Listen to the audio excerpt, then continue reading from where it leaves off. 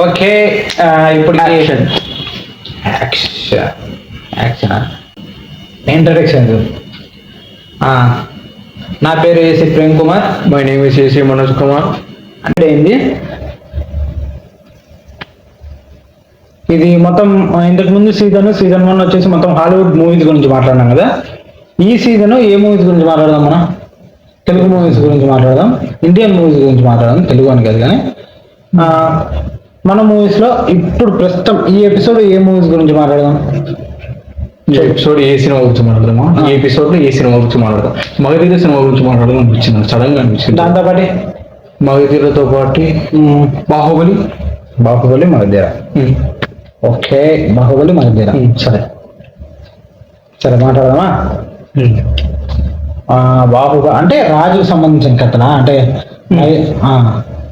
రాజు ఇవి పద్మావతి అవన్నీ బాజీరావు మస్తాని మనకి ఎక్కదు చావు ఎక్కుతుంది. సరే ఓకే, సరే వద్దాం.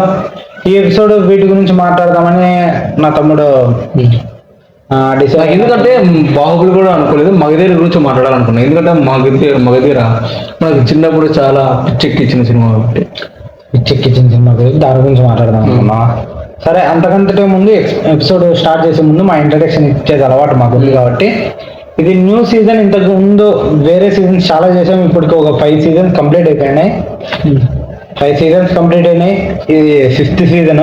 అంటే అన్ని డిఫరెంట్ ఒక 2 సీజన్స్ డైరెక్టర్స్ గురించి చేస్తే, ఓ 2 సీజన్స్ యాక్టర్స్ గురించి చేస్తే, ఈ 2 సీజన్స్ మాత్రం మూవీస్ గురించి. ఫస్ట్ అప్పుడే ఒక సీజన్ అంతా దాన్ని ఏమంటారు హాలీవుడ్ మూవీస్ గురించి అయిపోయినాయి. ఈ సీజన్ ఈ ఇండియన్ మనకి ఇండియాలో నచ్చిన సినిమాలు ఎంత నచ్చినాయి అని కదా మాకు అనిపించినవి ఇంకా ఉన్నాయి, నచ్చినట్టు చాలా ఉన్నాయి. దాని గురించి ఒక్కొక్కటి మాట్లాడుకుంటూ వస్తాము. ఇప్పుడు మాట్లాడబోయే ముందు మా ఇంట్రడక్షన్. నా పేరు AC Prem Kumar. My name is AC Manoj Kumar. గుర్తుపెట్టుకునే పేర్లే గుర్తుపెట్టుకోవచ్చు ప్రతి ఎపిసోడ్లోనూ చెప్పేది. సరే, టాపిక్ వచ్చేద్దామా? మగధీర చెప్పు. మగధీర మనం ఎప్పుడు ఫస్ట్ చూసినామో ప్రశ్న వదిలేస్తే కొద్దిగా గట్టిగా. మగధీర సినిమా మనం ఎన్నిసార్లు చూసింటామో అని గుర్తుంది? ఎన్నిసార్లు చూసింటాము? చూసింటామా? లెక్క పెట్టే కష్టం. ఎన్నోసార్లు చూసాను, లెక్కలేనన్నిసార్లు చూసింది మగధీర. లెక్కలేనన్ని సార్లు అంటే ఎన్నిసార్లు అయినా వేసుకోవచ్చు. 30 సార్లు వేసుకోవచ్చు, 40 సార్లు వేసుకోవచ్చు, 50 సార్లు వేసుకోవచ్చు, 60 సార్లు అంటే 50, 60 అంటే చెప్పేకి లేదు. ఎన్నిసార్లు 100 టైమ్స్ కూడా వేసుకోవచ్చు. అంటే ఆ సినిమా తెలుగు సినిమాల గురించి వస్తే, అంటే మన మాతృభాషలో చిన్నప్పటి నుంచి పెరిగిన భాషలో నేర్చుకున్న భాషలో ఉన్న సినిమాలని ఒకటి ఎన్నిసార్లు చూసినామో లెక్క లేదు. అంటే అన్నిసార్లు చూసేసినాం. చెప్పు మన. సరే, మగధీర వస్తే 30-40 టైమ్స్ చూసినాం అనుకోండి. సరే చెప్పు మన సినిమా గురించి. సినిమా గురించి చెప్పు చూద్దాం. ఇప్పుడు మగధీర ఏ సీను నీకు బాగా ప్రజల్ని అట్రాక్ట్ చేస్తుంది, లేకుంటే ఏ సీన్ నీకు బాగా నచ్చింది? ఇది ఒకే ఒక విషయం ఏంటంటే, మగధీర సినిమా ఏంటంటే ప్రేమ్, మగధీర సినిమాలో అది కాజల్ అప్పుడే ఎంట్రీ సీన్ అనుకోవచ్చు. ఎప్పుడంటే అక్కడ బస్ స్టాప్ లో నిలబడి ఉంటుంది, హీరోస్ నీళ్ళు ఆటోలో వస్తా అంటే అప్పుడు చేయి బయట పెట్టినప్పుడు కరెక్ట్ షాక్ కొడుతుంది. ఆ పోషన్ అనేది ఏదైతే ఉంది, ఆ పోషన్ అది తీయడం, రావడం కానీ, ఆ రోడ్లో అక్కడే వర్షం పడడం కానీ, ఆ సెటప్ అయితే ఏదైతే ఉంది అది చాలా కలర్ఫుల్ గా బ్యూటిఫుల్ గా ఉంటుంది. ఎందుకంటే సై సినిమాలో కూడా చూసుకుంటే అక్కడ ట్రాఫిక్ లో ఉన్నారు, ఆ రోడ్ అట్లే ఒక చోట రోడ్ లో ట్రాఫిక్ లో ఉన్న సీన్ కూడా చూసుకుంటే, ముందు సినిమాలో చాలా సినిమాలు పెట్టినాడు కానీ అంత అందం లేదు దీంట్లో ఉంది మగధీరలో. ఎందుకంటే తెలుసా, ఫస్ట్ ఎన్నైనా చెప్పొచ్చు కానీ ప్రొడక్షన్ ఉండాలి. ఫస్ట్ మెయిన్ అంటే ప్రొడక్షన్ ఉండాలి. అవన్నీ పక్కన పెట్టేస్తే ప్రొడక్షన్ ఉన్నాక చేసే పనులు చూసుకుంటే, ఆ రైన్ కానీ, ఆ వాటర్ కానీ, దానికంటే బెస్ట్ ఏంటంటే కాస్ట్యూమ్స్ పవర్ఫుల్ ఉన్నాయి. సునీల్ కూడా చూసుకో ప్రేమ్, పర్ఫెక్ట్ ఉంది. హీరోని చూసుకో, వాళ్ళ హీరోయిన్ చూసుకో, అక్కడ ఉన్న బస్ స్టాప్ లో వెయిట్ చేసిన కొంతమంది మనుషులు చూసుకో, వాళ్ళ అమ్మాయిలను చూసుకో, కాస్ట్యూమ్స్ బాగుంటది, జూనియర్ ఆర్టిస్ట్ ఆడ పనిచేసే వాళ్ళు చాలా బాగుంది, కరెక్ట్ లెక్కతో నాకు అది ఆ సీన్ అంటే సీన్ బాగుంది. అంటే నేనేం చెప్తానంటే సినిమా అంతా బాగుంది ఫ్రెండ్. మనకి చిన్నప్పటి నుంచి ఆ హెలికాప్టర్ పట్టుకుంటే ఇంటి మీద నుంచి ఎగురుకుంటూ పోయి పట్టుకోవడము హెలికాప్టర్ని, అదంతా అదంతా నచ్చుతుంది ప్రతి ఒక్కటి. కానీ ఇది ఎందుకు చెప్తున్నా అంటే ఏదో ఫ్రెష్గా అనిపిస్తుంది ఆ సీన్ చూసిన ప్రతిసారికి. ఆ వర్షం కానీ ప్రేమ్ చాలా ఫ్రెష్గా అనిపిస్తుంది నాకేమా ఇది కాజల్ చున్నీ తీసేసి దాన్ని దాన్ని ఈట అంటారు చూడు, ఈట కట్టేసి విసిరేస్తేనే అది పోయి దాన్ని ఏమంటారు, గుర్రాలు ఉంటుంది ఏమంటారు దాన్ని, రథమా ఏదో దాని మీద పడితేనే రణదేవుల దాని మీద కేస్తేనే అది గుర్రాలని పరిగెత్తుకొని వెళ్ళిపోతాయి. ఆ చున్నీ తెచ్చి రాణికి ఇచ్చిన వాడే రాణిని చేసుకుండే పొందుతాడు అనేది ఒకటి పోటీ పెట్టి అది సీక్వెన్స్ ఉంది కదా. రణదేవ్ బిల్లా, మగధీర, రామ్ చరణ్ తను ఇద్దరు గుర్రాల్లో పోయి మొత్తం అంతా ఎపిసోడ్ అంతా ఏదైతే ఉందో నాకు అది చూసిన ప్రతిసారి నాకు ఏమనిపిస్తుంది, బెన్హార్ సినిమా గుర్తొస్తుంది. బెన్హార్ సినిమాలో కూడా వరుస ఇట్లే ఉండి ఏదో చిన్నగా క్లైమాక్స్ చిన్నగా ఇట్లా ఉండి హీరో స్టేజ్ లో కొట్టి చంపుతానే ఉంటాడు, మందిని చంపడు నేరులో చంపుతానే ఉంటాడు. ఒక స్టేజ్ లో ఏమైపోతుందంటే ఇట్లా పొడుచుతాడు స్లో మోషన్ లో అని ఎడిట్ వస్తాడు యాక్చువల్ ఒక టైప్ ఆఫ్ ఎడిట్, అది 300 లో ఉంటుంది. ఇట్లాంటివన్నీ ప్రేమ్ భలే ఉంటాయి సార్. నువ్వు చెప్పినట్టు బెన్హార్ లో కూడా ఇలాంటివి అంటే కొన్ని సీన్లు ఇదంతా చూసుకుంటే ఇద్దరే ఉంటారు. బెన్హార్ లో అయితే అంతమంది ఉంటారు, నిజమైన వాళ్ళే. అదే అంటే ఇప్పుడు 1960లో తీసి ఉండేది కదా అది. అంటే అవి తీసుకొని ఎన్నో మంచివన్నీ తీసుకొని ఇంకా అద్భుతంగా చేసి సినిమాలో తనకి నచ్చినట్టుగా ఆ సినిమా ఇంకా అద్భుతంగా చేయడానికి ఉపయోగిస్తాంటాడు. మగధీరలో కూడా ఆ సీక్వెన్స్ చాలా బాగుంటది. దాంట్లో కూడా నాకు బాగా నచ్చింది ఏంటంటే పోయి ఇసుక గుంట అంటారు చూడు, దాంట్లో పడిపోతాను మొత్తం అంతా వైట్ శాండ్ తో ఉంటుంది, మొత్తం అంతా తెల్లగా ఉంటుంది లొకేషన్. అది ఆడబట్టినారో యాడ చిక్కినారో కానీ యాడ చిక్కింది అదైతే అది చాలా బాగుంది.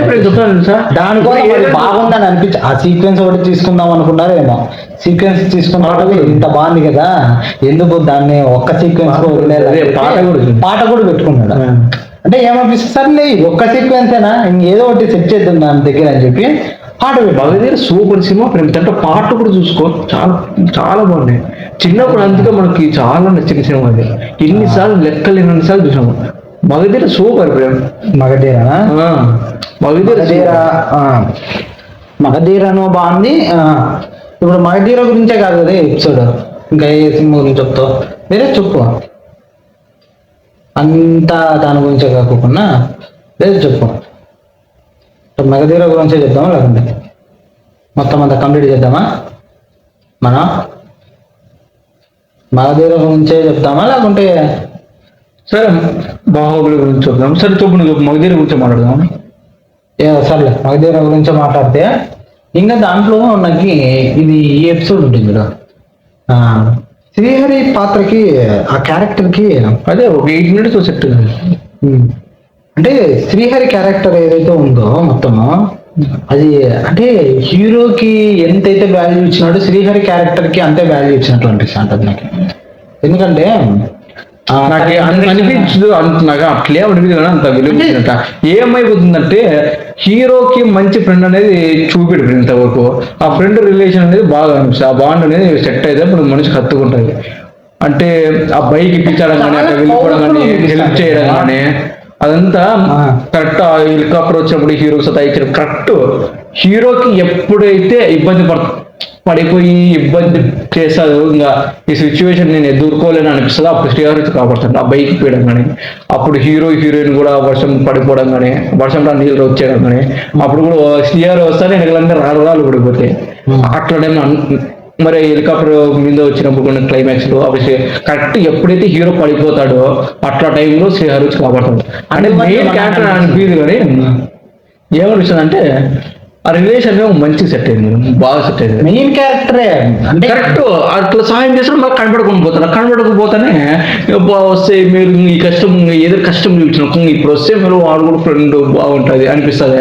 అట్లా టైంలో ఆ క్యారెక్టర్ వస్తుంది, ఏదో ఒకటి హెల్ప్ చేస్తుంది, వెళ్ళిపోతుంది. అట్లాంటవా? నాకు అంటే అప్పటి వరకు రావు రమేష్ అంత గొప్పగా లేవు కదా క్యారెక్టర్స్. దాంట్లో కూడా అసలు మనం గుర్తుపట్టేకి లేదు క్యారెక్టర్. దేవుడి రావు రమేష్ క్యారెక్టర్ మనం గుర్తుపట్టేకి లేదు. కాకపోతే రావు రమేష్ క్యారెక్టర్ ఇప్పుడు రావు రమేష్ ని మనం సినిమాలో చూస్తా మంచి మంచి క్యారెక్టర్స్ ఆయన చేస్తా అంటే ఏమనిపిస్తుందంటే నాకు ఆ సీన్ లో మొత్తం అంతా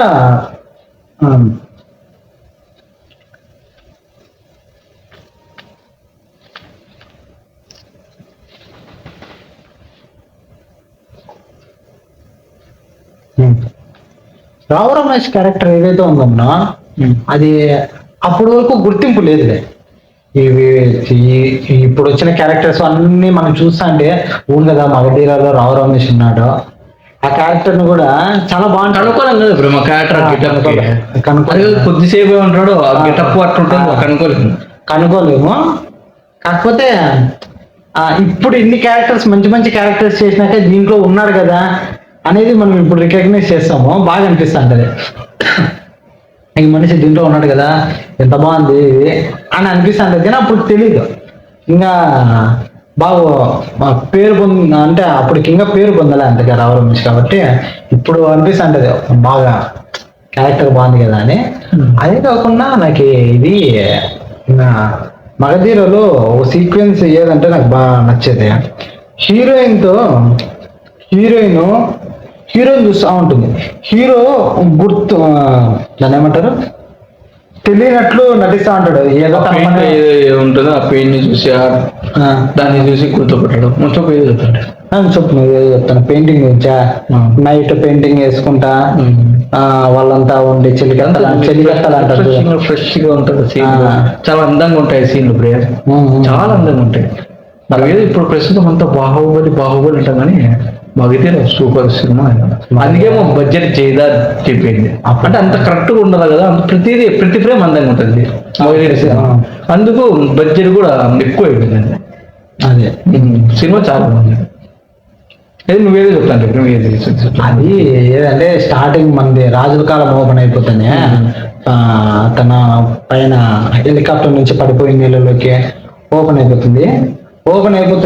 ఇదంతా స్టార్ట్ అయినాక హీరో కోసం వెతుకుతా ఉంటది. బాణం తీసుకొని వేయడము, హీరో తెలియనట్లు నటిస్తా తన చుట్టుపక్కల తను చూస్తుందే లేదా అని నటిస్తా తిరుగుతూ ఉంటాడు. ఫస్ట్ ఏదో తీసుకుపోతా వేసి ఆ కొండ మీద, ఆ కుండలో నుంచి పెరుగు పక్కన మనిషి మీద కనపడుతుంది. ఉన్నట్టుండి హీరో ఎక్కడ పోయినాడు అని చెప్పి హీరోని వచ్చి నిలబట్టి అటు ఇటు వెతికితేనే వచ్చి మెడ మీద కత్తి పెట్టి హీరో అంటే గుర్తుపట్టేస్తుంది భైరవ అన్న. హీరోయిన్ కి పసిగట్టే శక్తి బాగానే ఉంది కదా అని చెప్పి, ఇదే కాకుండా యుద్ధ విద్యల్లో కూడా మంచి నైపుణ్యం ఉండాలి నేను నేర్పిస్తానని చెప్పి నేర్పిస్తాడు. బాణం దాన్ని ఏమంటారు ధనుర్విద్య నేర్పిద్దామని ఇంకా స్టార్ట్ చేస్తాడు. అప్పుడే హీరో విలన్ ఎంట్రీ వస్తుంది. కాకపోతే నాకు బాగా నచ్చింది ఏంటంటే ఆ సీక్వెన్స్ లో అప్పటి వరకు మ్యూజిక్ మంచి ఒక ఆనందకరమైన మ్యూజిక్ ఒకటి వస్తుంది, సంతోషంగా హ్యాపీగా. కాదు మ్యూజిక్ చేంజ్ షిఫ్ట్ ఎట్లుంటుందంటే ఆ సీక్వెన్స్ మొత్తం ఫస్ట్ తన కోసము బాణాలు వేసేటప్పుడు తనకి తగలు అప్పుడంతా ఒక ఆనందంగా సంతోషంగా హ్యాపీగా ఉండే మ్యూజిక్ ఉన్నట్టుండి తన కనపడుకోకుంటే తన కళ్ళు వెతుకుతా ఉంటాయి, కాజల్ కళ్ళు వెతుకుతా ఉంటే అప్పుడు మ్యూజిక్ చేంజ్ వస్తుంది. కొద్దిగా లో అయినట్లా ఏదో డిసప్పాయింట్ అయినట్లా ఒక మ్యూజిక్ స్టార్ట్ అవుతుంది. సరే అని చెప్పేసి తను వచ్చి మెడ మీద పట్టుకొని ఇదంతా చెప్పి ధనుర్విద్య నేర్చుకుందామని స్టార్ట్ చేసినప్పుడు అప్పుడు ఒక మ్యూజిక్ ఉంటుంది మన. దాని తర్వాత వెనక నుంచి బల్లెం వస్తుంది. బల్లెం వచ్చి కూర్చొని మెయిన్ డోర్ గుర్తుకున్నప్పుడు మ్యూజిక్ చేంజ్ అవుతుంది. మ్యూజిక్ షిఫ్ట్ వల్ల అదే చాలా ఇంగ్లీష్ సినిమా చూసినప్పుడు చూసినా కూడా నువ్వు చూస్తుంటే నువ్వు చెప్తుంటే అది అర్థం లేదు. తెలుగు సినిమాలు చాలా చాలా స్టోరీ ఉంటుంది, చాలా చాలా చాలా బాగుంటాయి కానీ మనకి చాలా బాగుంటాయి కదా. సరే టైం నెక్స్ట్ మాట్లాడదాం, నెక్స్ట్ ఎపిసోడ్ తీసుకుంటాం, సరే. టైం ఎక్కువ అయిపోయింది.